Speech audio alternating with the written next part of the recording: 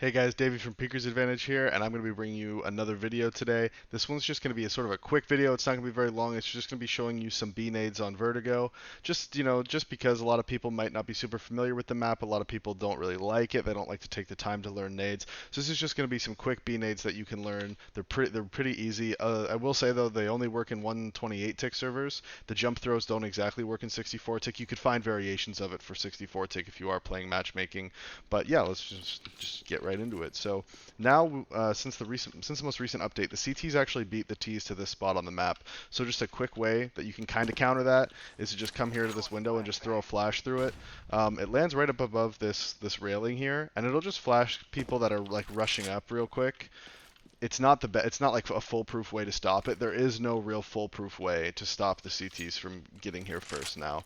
Like pretty much the CTs can just run here, Molotov this, and run away now, or they can just run here and they can just jump down. Like they can totally beat the Ts here at this point. But this will just help anyways. If you are trying to do it quick, if you have somebody that just comes and throws a flash, it might slow them down a bit. No guarantee. But anyway, in this hypothetical world we're playing in right now, let's just say you've given them control of this. You've maybe defaulted towards A. Now you're falling back towards B, and you're clearing out the stairs. They haven't taken the stairs control, so you have control of the stairs now. It's flawless CS. Perfect. You need to just come here, line yourself up in between anywhere, like, sort of between these dots. They're not really dots, they're these orange, like, things on the metal pillar, whatever they're called. And you just double click, aim up to the cloud, somewhere in the middle of the cloud, and just throw. If you aim too high, it goes a little short. So try to maybe not aim right in the middle of the cloud, but sort of like 1/3 of the way up. I don't know. You can figure it out when you're playing. You can test it out. But yeah, and that just smokes off the front of the site here.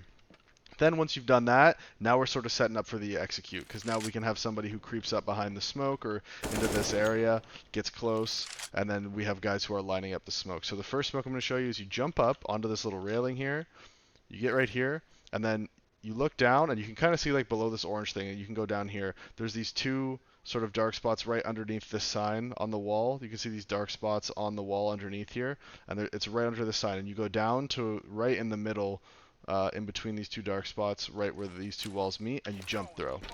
And what that does is it bounces off there, bounces back, and smokes off this right side of the E-boxes.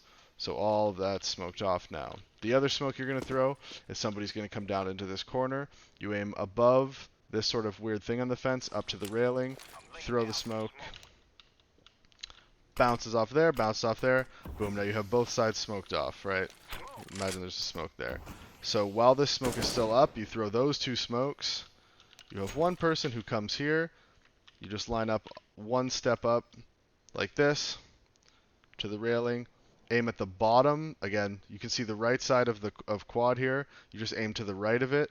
Go all the way down below where this sort of dark spot on the wall ends.